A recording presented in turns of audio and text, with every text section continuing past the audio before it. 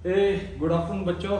आज के video lecture में हम लोग जो है distribution of an identical object among r person इसकी थ्योरी पढ़ेंगे और इसकी कुछ एप्लीकेशन भी पढ़ेंगे। मान लीजिए आपके पास मैंने प्रीवियस वीडियो में ही बताया था, एक काम करते हैं। सपोज आपके पास 5 डिस्टिंक्ट एप्पल्स हैं, ऐसे ले लीजिए 5 एप्पल्स हैं। We have 5 apples, in fact identical apples हैं। एंड सपोज करिए आपको इसको 3 लोगों में बांटना है, ए बी सी।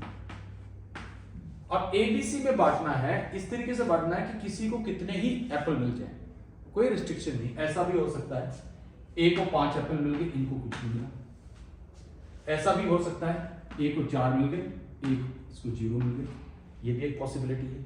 एक पॉसिबिलिटी ये भी है कि ए को 3 एप्पल मिल गए और बी को और सी को एक एप्पल मिला। बट हम अगर ऐसे मैनुअल काउंटिंग करेंगे तो काफी समय लगेगा। अभी तो एप्पल्स की संख्या कम है, एप्पल्स जो है 5 ही है। अगर 10 हो, 15 हो, 100 हो, तो we should have one trick. तो इसको समझते हम कैसे करेंगे। यहां पर थ्योरी है कि एक काम करते हैं, हमें इन 3 लोगों में 5 एप्पल्स को बांटना है। तो हम क्या करते हैं, इन एप्पल्स को हम फ्लोर पे ऐसे रख देते हैं, लाइक दिस। ये हमने 5 एप्पल्स फ्लोर पे ऐसे रख दिए। अब हमें इनको डिस्ट्रीब्यूट करना है 3 पर्सन्स में। तो हम क्या करते हैं, यहां पर 2 पार्टीशन ले लेते हैं। क्या ले लेते हैं, पार्टीशन। अब पार्टीशन मान लीजिए मैंने एक पार्टीशन यहां रख दिया और एक पार्टीशन मैंने यहां रख दिया। इसका मतलब क्या है, पर्सन ए को 1 एप्पल मिल रहा है, पर्सन बी को हमारे पास 2 एप्पल आ रहे हैं, एंड पर्सन सी को भी 2 एप्पल मिल रहे हैं। अब सवाल होता है कि पार्टीशन को हम कहां कहां रख सकते हैं। अगर मान लीजिए एप्पल्स आपके यहां पे ऐसे हैं, I am writing all the possibilities. ऐसा भी हो सकता है कि आप दोनों पार्टीशन एक जगह भी रख सकते हैं। इस केस में क्या होगा कि पर्सन ए को तो 1 एप्पल मिला,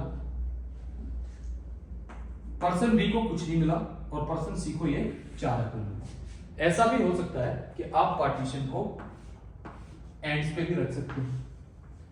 एंड्स पे रखने का मतलब क्या है, ना तो एक्स को कुछ मिला, सॉरी ए को कुछ मिला, ना बी को कुछ मिला, सॉरी सी को मिला, और बी को 5 एप्पल मिल गए। तो इसका मतलब क्या हुआ कि आपके पास टोटल 7 ऑब्जेक्ट्स हैं।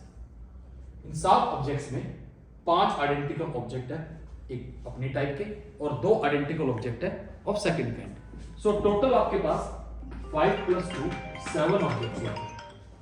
तो कितने अरेंजमेंट्स हो सकते हैं इनके, number of ways will be equals to 7 factorial by 5 factorial by 2 factorial. अगर अब इसको मैं सिंप्लीफाई करता हूं तो हमारे पास आता है यहां से, that is 7 × 6 × 5 factorial, and we have 5 factorial by 2।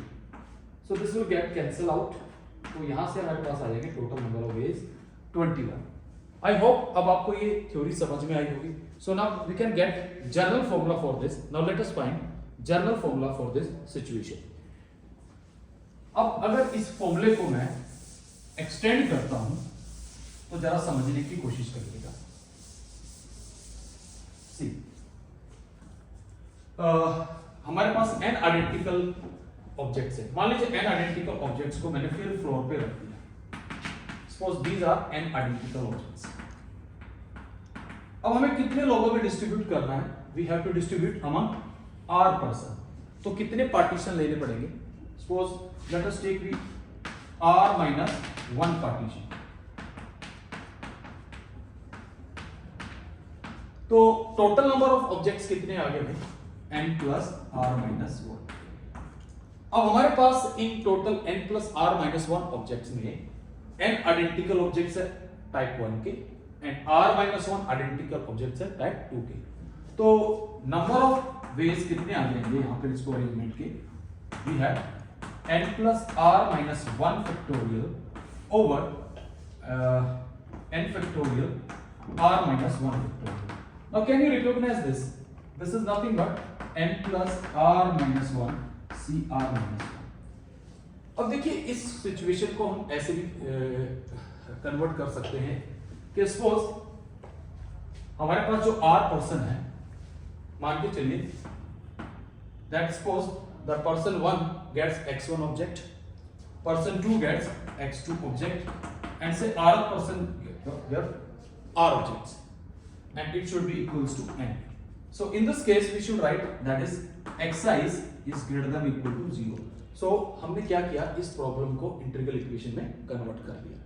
इससे प्रीवियस केस को भी हम ऐसे कन्वर्ट कर सकते थे. हमारे पास 5 एप्पल्स थे और 3 पर्सन्स में हमें डिस्ट्रीब्यूट करना था. तो अगर मान लीजिए 3 पर्सन ए बी सी थे, इसको x1 ऑब्जेक्ट्स मिले, इसको x2 मिले, इसको x3. तो basically the situation is x1 plus x2 plus x3 is equals to say 5. अब यहाँ पे r कितना है? We have r equals to 3 and n is equals to 5. So if I use this formula directly, so we have that is 5 plus 3 8, 8 minus 1 we have that is 3 minus 1 that is 7c2, and 7c2 is same as that is 7 into 6 by 2 that is equals to 21. Now see, अब हमारे पास direct formula है, तो direct formula से हम direct ये सारी situation